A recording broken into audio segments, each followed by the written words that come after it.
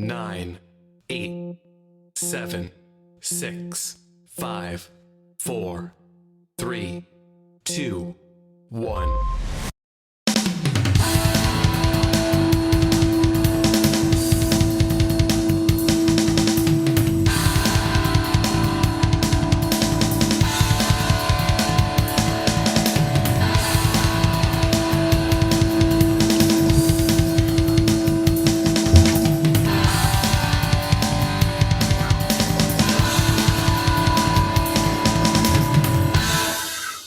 Greetings, my fellow free sovereign thinkers. Thank you for tuning the LL3 podcast. My name is Craig, transmitting from the beautiful realms of planet Earth. Today's date is Saturday, December 27th, 2025. This is episode 1926. Why Virginia's gun control bills are on life support. Before I proceed, you can find me on multiple social media sites and podcast channels. Just type in Look number 3, Look Roman number 3, which are 3 eyes with a Look Roman number 3 podcast. Furthermore, if any questions, comments, recommendations, all that good stuff, whatever you do, please use the quorum. Hit me via email to ll3.podcast@proton.me. If you want to donate, go to PayPal at me or Cash App /look number 3. Round 2 of this episode, a reprise to be exact. I got interrupted while I was getting really into the show, but things do happen. I have miscommunication, but it's all well and good. But I like that one person that was listening. I love you for it. Hopefully you come back again. So I know I said 2 o'clock. But it's now 5, so I had to, got a lot of conflicting schedules. But it's all well and good. And I just like to say one thing for sure. The Old Dominions servants think they know best will turn to manure because they assume they are smarter than you in that beautiful state of great heritage, history, etc. And they assume that, hey, we know more than you because we're lawyers. But by the way, many of them in there really suck at it. They're just one example, by the way. It's happening everywhere. So this is why I'm not afraid to call these clowns out. Doesn't matter where they're at. Because I've been around other places around the country and even the world. They all think they're geniuses, right? All right. Well, without further ado, I'm going to be reading here. Came from momatarms.com. Bruen versus Helmer, why Virginia's gun control bills are on life support. That's what she has to say. Virginia gun grabbers are at it again. Yay! If you've not read our previous articles on the slew of gun control bills proposed and projected with an incoming Spanberger reign, go take a gander. For the sake of this article, I'm going to do my best to answer the questions many pro-2A advocates have been asking. How does the Bruen decision affect these bills? Delegate Dan Helmer, apparently inspired a New York's failed experiment, has introduced HB 24 and HB 21, 2 bills that scream modern solution in a constitutional world that just slammed the door on such ideas. Spoiler alert, thanks to the Supreme Court's Bruen decision, these bills are walking into a legal buzzsaw. If you're wondering how to fight back, keep reading. If you've been following Mom at Arms for a while now, you know this isn't just a snark-laced analysis. It's a full battle plan. What Bruen changed? In the New York State Rifle and Pistol Association versus Brennan 2022, the court didn't just tweak the rules, it nuked the old balancing test and replaced it with a history lesson. If the Second Amendment text covers the regulated conduct, the law is presumptively unconstitutional. The government must prove the laws align with the nation's historical tradition of firearms regulation. Translation, public safety talking points won't save you. If Thomas Jefferson didn't sign off on it, luck defending it in court, which is honestly what Virginia's any freedom, any constitution, gun-grabbing politician want to. And I'm here for it. And just before I proceed on this matter, in the great state of New York, I recommend that folks out there read Article 1, Section 15 of your state constitution, Bill of Rights. It talks about common law and an appendix to your modern state constitution. They still honor the Constitution of 1777. So if those laws supersede the common law, including the New York Constitution of 1777, which was ratified in Kingston, New York, It's void and without force, abrogated, done, argument over. Case closed. Deal with it. To those hacks out there. I'll continue on. HB 24, reciprocity restrictions. What it does, requires Virginia residents to obtain a Virginia-issued permit. I need permission, master. Denies recognition of out-of-state permits for residents. Yep, you're a legal alien or a resident, or you're just another number in our book. Why? It's vulnerable. Bruen protects the right to carry firearms in public. There is zero historical precedent for states playing the my permit or nothing game. Courts have already torched similar licensing schemes post-Bruen. Legal argument, HB 24 is basically a bureaucratic speed bump on a constitutional highway, and the speed bumps don't survive Supreme Court scrutiny. Sorry about your luck, Helmer. HB 21, industrial standards and civil liability. What it does, imposes conduct standards of civil liability on firearm manufacturers. You know who did that a while back, who supported? That little penile Dinkleberry, who was mayor of Miami-Dade County, Alex Pinellas. We should call him Alex Penis. A little runt glamour boy was talking about that too. Oh, boy, I'm for the Second Amendment, but, there's more penile microphone rhetoric, and I say that metaphorically. Why is it vulnerable?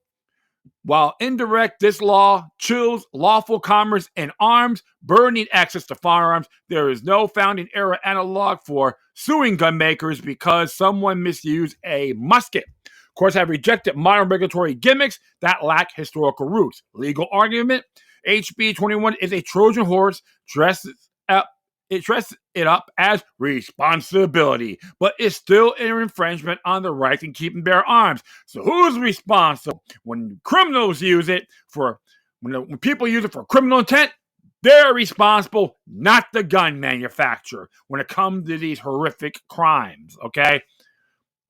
So deal with it, Helmer.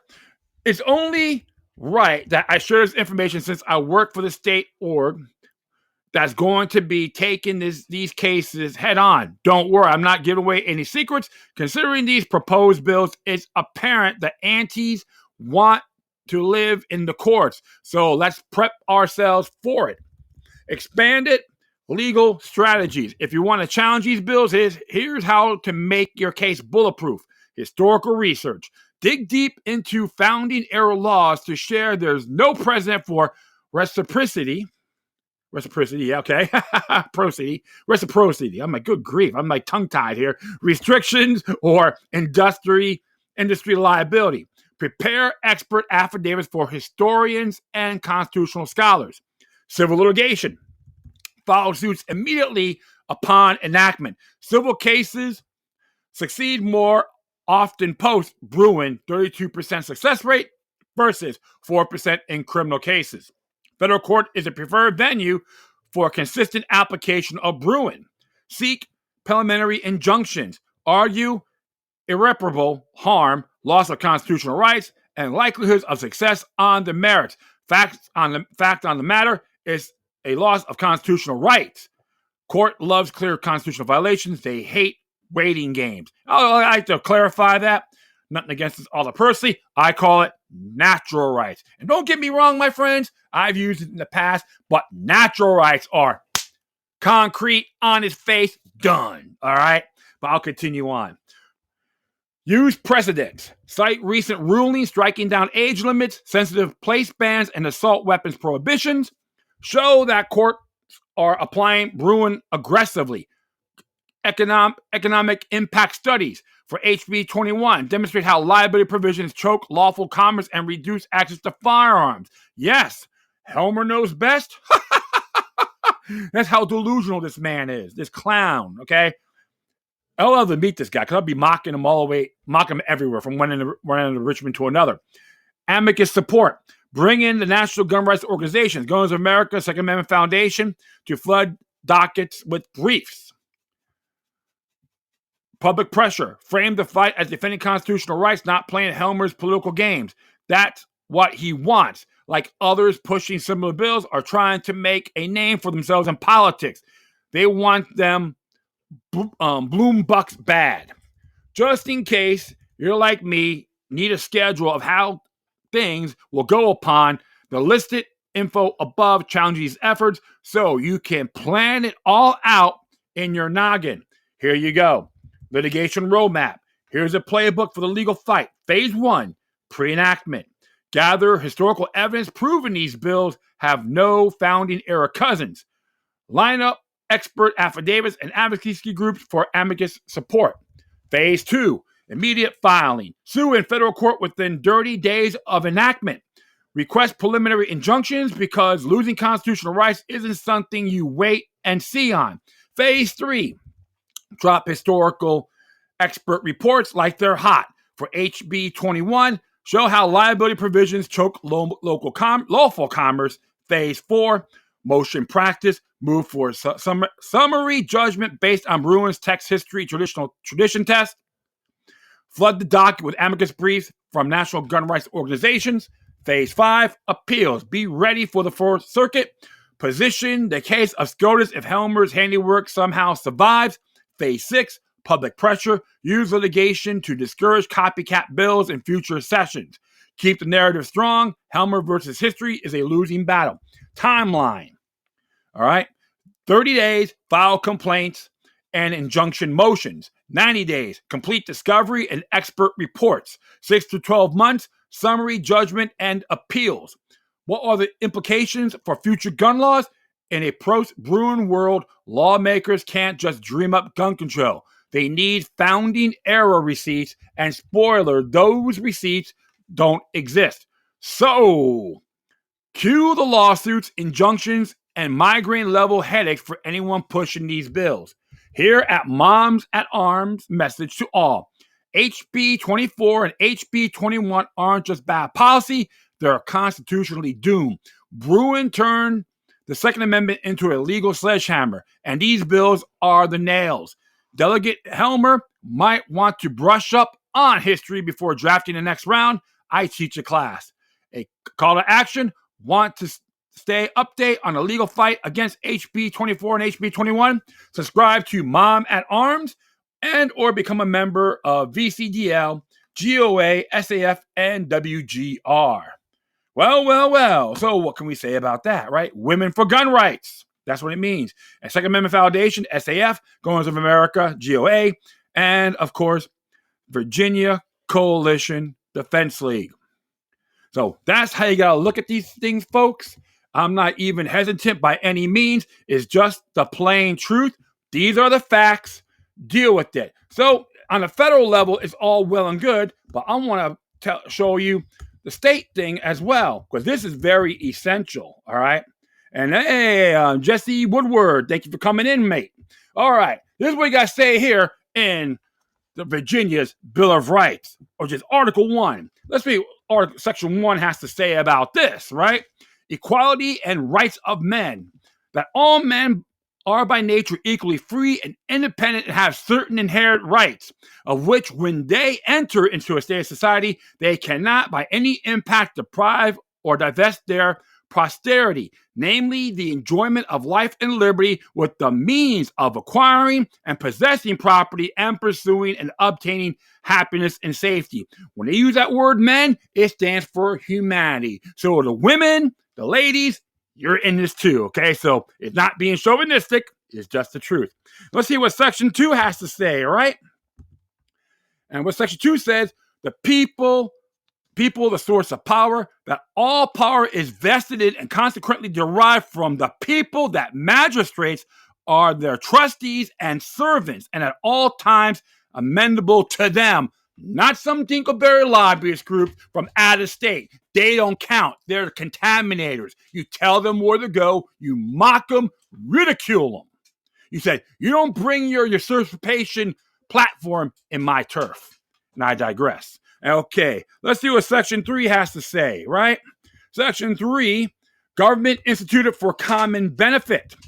That government is or ought to be instituted for the common benefit, protection, and security of the people, nation, or community of all various modes and forms of government that is best, which is capable of producing the greatest degree of happiness and safety and is most effectually secured against the danger of maladministration. Yeah, you see that? Helmer, hopefully you're listening. you're exercising maladministration. And whenever any government shall be found inadequate or contrary to these purposes, a majority of the community hath an indubitable, inalienable, and indefeasible right to reform, alter, or abolish it in such manner as shall be judged most conducive to the public weal. All right. So, what can we say about that? All right. Absolutely. So, I'm going to hit section 9 here in a moment. Come on. Oh, one moment here, my friends. Section 9 reads here: prohibition of excessive bail, fines, and punishments, subventions hereby, bill of attainder, and ex post facto laws. I'll just hit the final sentence: that the General Assembly shall not pass any bill of attainder or any ex post facto law. So what Helmer is presenting is an impairing contract, void and without force. Prove me wrong, Delegate Helmer, if you dare. Convince your fellow Virginians in your district and the Commonwealth that your referendum is pairing to the Commonwealth's Constitution, right? All right, so we're going to hit Section 10. And Section 10, general warrants of search or seizure prohibited. That general warrants whereby any officer or messenger may be commanded to search suspected places without evidence of a fact committed, or to seize any person or persons not named, or whose offense is not particularly described and supported by evidence or grievous and oppressive and ought not to be granted. So, what are you going to do? You're going to knock on people's doors and say, hey, we got to take these certain firearms away. You got a license for them? No, it's invalid. It is prohibited under Section 10. So let's see what Section 11 has to say, right? Section 11 reads due process, obligation to contracts. Yeah, there you go. Obligation to contracts, right? And taking damages of private property and all that good stuff. That no person shall be deprived of his life, liberty, or property without due process. That the General Assembly shall not pass any law impairing the obligation of contracts. All right, and that the right to be free from any governmental discrimination upon the basis of religious conviction, race, color, sex, and national origin shall not be abridged, except that the mere separation of the sexes should not be considered discrimination. So like say, ex post facto laws, but this one here, impairing contracts, null and void, right? Just remember, it's null and void. All right, so I'm going to read the first paragraph on that, and let's see what 14 has to say about this. I got to do a couple of, actually 13, excuse me. 13, militia standing armies, right? That a well-regulated militia composed of a body of people to train arms is a proper, natural, and self-defense of a free state. Therefore, the right of the people to keep and bear arms shall not be infringed. So I'll just leave that sentence there. There's a semicolon in that. Okay, so what does it say? Invalid contract, right? I know I'm harping it, folks, but it's okay to, I'm just relaying this to you. So you let Helmer know, okay? Harp that. Just drill it in his head. Government should be uniform. The Section 14, that the people have a right to uniform government, and therefore that no government separate from or independent of the government of Virginia ought to be erected or established within the limit of thereof. Okay, so right there. So it looks like he's trying to change. He don't want the government uniform. He wants things his way. Oh, the world should revolve around me, right? Okay, well, I'm going to continue on here to 15. Qualities necessary to preservation of a free government. I'll just read the first paragraph. That no free government nor the blessing of liberty can be preserved to any people, but by a firm adherence of justice, moderation, temperance, frugality, and virtue, by frequent recurrence of fundamental principles, and by the recognition by all citizens that they have the duties as well as rights. Now, such rights cannot be enjoyed save in a society where law is respected and due process is observed. Okay, so I'm going to hit one more here on his Bill of Rights, which is Section 17, right? Is it 17? Yeah, 17. We'll hit 17 here. Construction of the Bill of Rights. The rights enumerated in his Bill of Rights should not be construed to limit other rights of the people not therein expressed. So, all those laws under the Commonwealth Bill of Rights supersedes those two bills that Helmer made, Delegate Helmer. So, sorry, folks. If he gets offended, so what? And here's another thing we got to look at. I'm going to read you the final, the document excerpt of the Virginia resolutions of 1798. I like what the third paragraph under document excerpt says, and you can read the whole thing entirely. This is what it says here: the General Assembly does solemnly appeal to elect the dispositions of the other states in confidence that they will concur with this Commonwealth in declaring it does hereby declare that the acts aforesaid are unconstitutional, and the necessary and proper measures will be taken by each for cooperating with the state in maintaining unimpaired the authorities, rights, and liberties reserved to the states respectively or to the people. So that area of the Virginia resolution makes those bills invalid.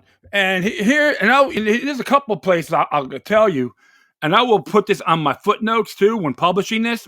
This is from page 382 to 388 in the PDF format on local resolutions, which is Patriot Act resolutions.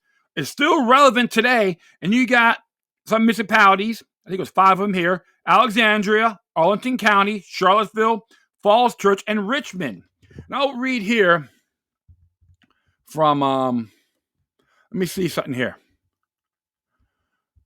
What he said here on let me see here. I'm just looking right now about, I said, whereas Arlington County, I'm going to go from Arlington County, Virginia. Arlington County has a long standing to upholding the United States Constitution and the Bill of Rights and the laws adopted pursuant to them and protecting civil rights and liberties of all its residents. Okay? And they had a resolution on here too, affirming its support for constitutional rights and civil liberties in the face of government action that may threaten these values, as well as for the responsible exercise of governmental authority used to protect national security. So, but the truth of the matter is, my friends, you got ammunition there in those 5 municipalities. You can read them. I will specify that so you can look right through them yourself. You got more ammunition, okay? And here's what Treason has to say under 18 Virginia Statutes 18-2-18.2-481. Treason defined, how proved and punished. Treason shall consist only levying war against the Commonwealth, which based on this bill, it does. Of course, 2, adhering to its enemies, give them aid and comfort. That's potential 2. Establishing without authority of the legislative any government within its limits separated from existing governments, and holding or executing in such usurped government any office or professing allegiance or fidelity to or resisting the execution of the laws under color of its authority. So, can you say Helmer can be committing treason?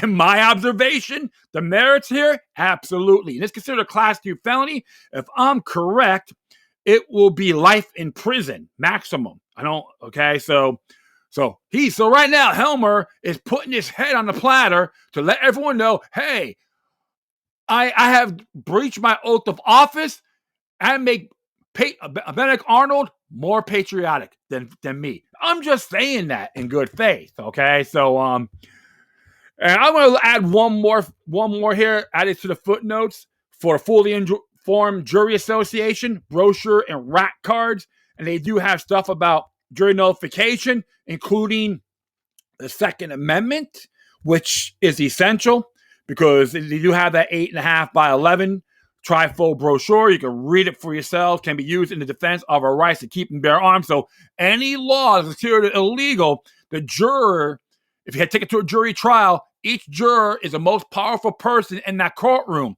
And to be very frank, the judge is the mediator, okay? So there is common law, does exist in a state like Virginia and many others. All you got to do is a little homework, and you'll be fine.